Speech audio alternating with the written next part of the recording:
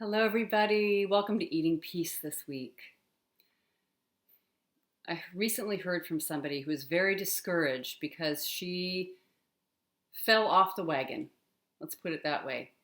She had had an entire year of binge-free eating and she found herself binging again. Extremely discouraging.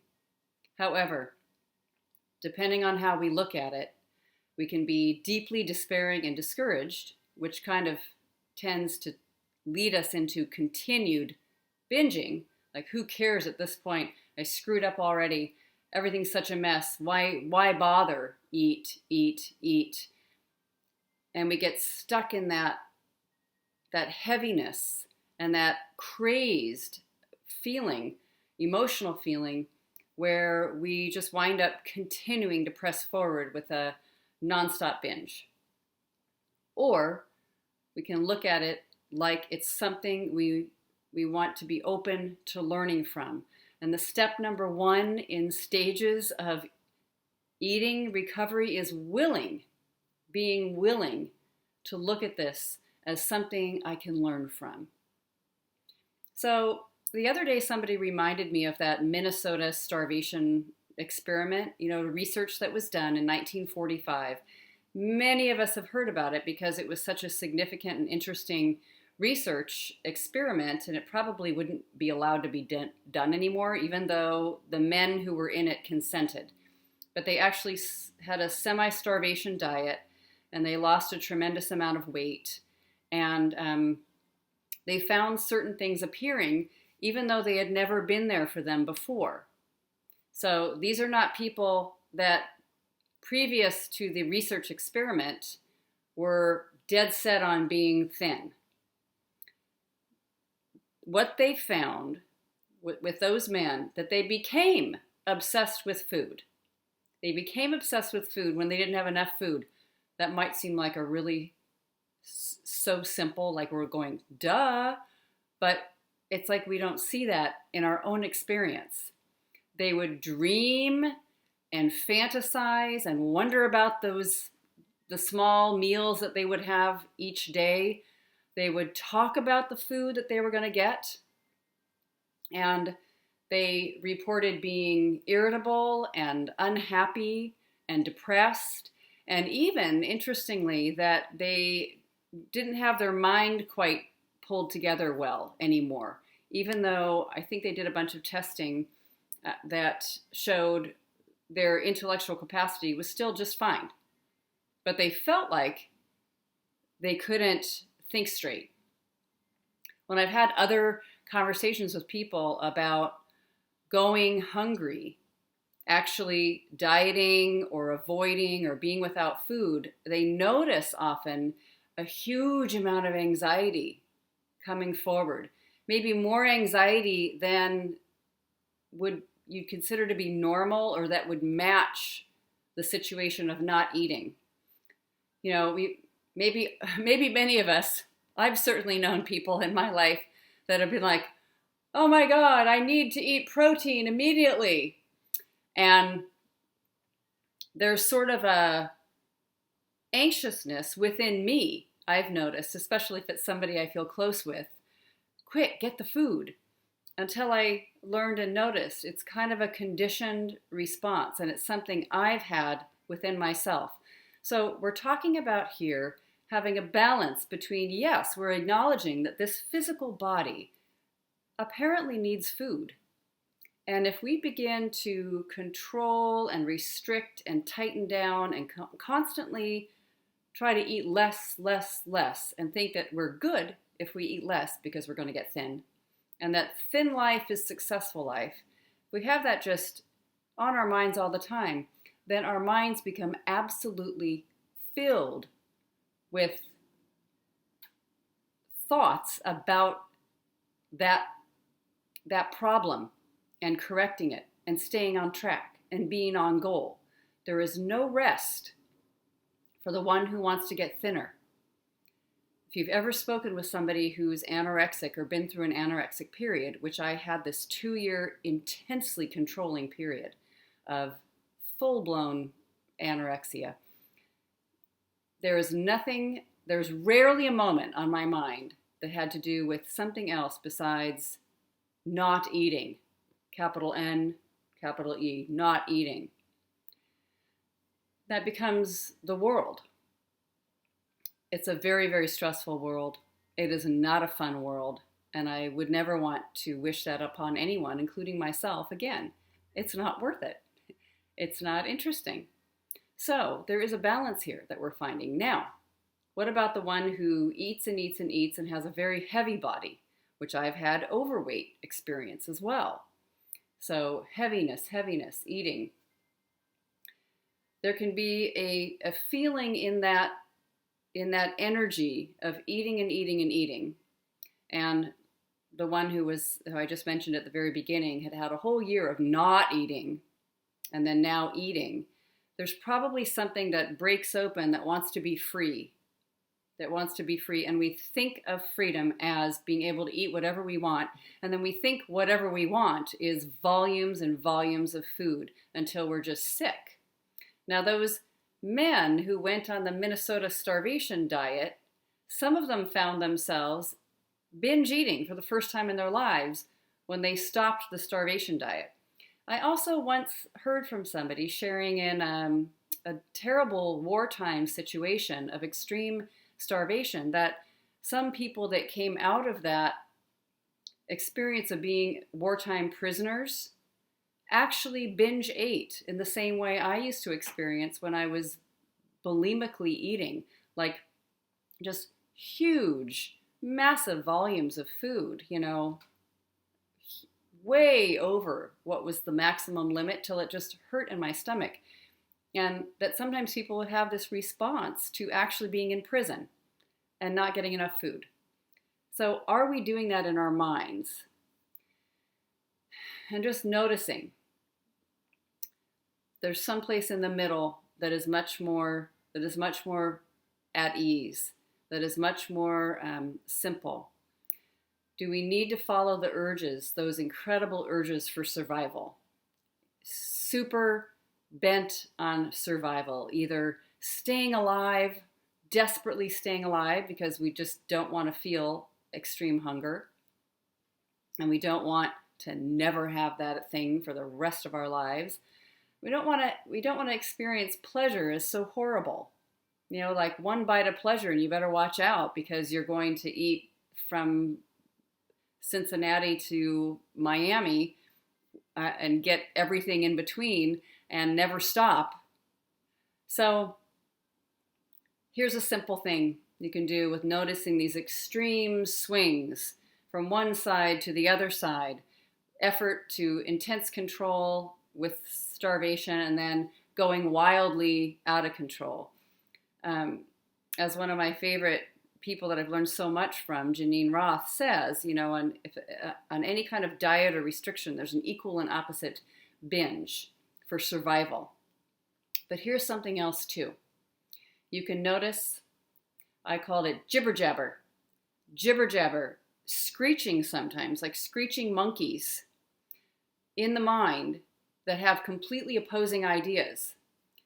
And it gets really stirred up with anxiety when we're trying to get our bodies a certain way or we lose trust in ourselves. Like when we're putting ourselves on a diet or someone else has put us on a diet, or when we think we just need to constantly manage the food and there's no freedom. There can be all kinds of jibber-jabber going on, just jibber-jabber, jibber-jabber, jibber-jabber. You know what it sounds like. And there can be two sentences going on almost at the same time, one after the other, that completely oppose each other. Like, hey, you know what? You should go eat that. No, you shouldn't. Remember you said you promised you wouldn't the other day? It's like there's a committee in the room and they're all talking at once, yelling at each other, and it's a bit mad. It's complete insanity. What I love about the work of Byron Katie is simple self-inquiry. Do you have to believe any of that jibber-jabber? No, it's just noise. It's like white noise, and everyone's mind does it. Everyone's mind has that kind of primitive place that's working on keeping you safe and keeping you surviving. And it doesn't like dieting, and it doesn't like lack of freedom, has certain things that it wants, and maybe the hierarchy of needs, I don't know. But staying in the middle, balanced place always with my approach to mental jibber-jabber, my expectations about myself, my contact with other people, kind of a middle way, a balanced center is always going to kind of bring the best results and the peace. So with this woman who was in so much despair about losing her year of abstinent eating, what I suggest the most is standing up again. There's another day. This is a new moment right now as you're listening to me share this. This is a new moment right now. And let's not get extreme with it. Can we be in the don't know mind, which is not the one that is actually believing any of the jib-jab? It's not going down any trails of plans or stories or rejections or ideas. It's one that can just sit with open hands, waiting. It's got a slower feel to it, grounded. Feel your feet on the floor. Just sense yourself. If you need to pace, then go ahead and take a walk. Walk around. Just opening to not knowing what to do, and that you don't have to do anything. We don't need a dictator. We don't need a baby child. We don't need a teenager who's rebelling against everything. We don't need to put ourselves in prison because we just, quote unquote, lost a year. You didn't lose a year. You learned something really, really important. You learned something incredibly important. I once did the work on, I lost my entire 20s. My decade of being in my 20s was miserable. I didn't have fun. You're supposed to have fun when you're in your 20s. Is that true? Can you absolutely know that's true? I asked myself, I lost my 20s because of my eating issues. Is that true? No. Yeah, that was underway. Yes, it was a big deal. I'm here. I survived it. Something stayed present and alive and remained available no matter what I did to it with food and eating and all that jib-jab that I listened to. Jibber-jabber, jibber-jabber. Something became unwilling to respond to all those ideas and those urges about what needs to happen next. Eat. What needs to happen next in the next 30 seconds? Start the diet. I mean, constantly, that's all about the future, even if the future is in 5 minutes. Getting the food. Let's just be present now. No mistakes. Nothing's lost.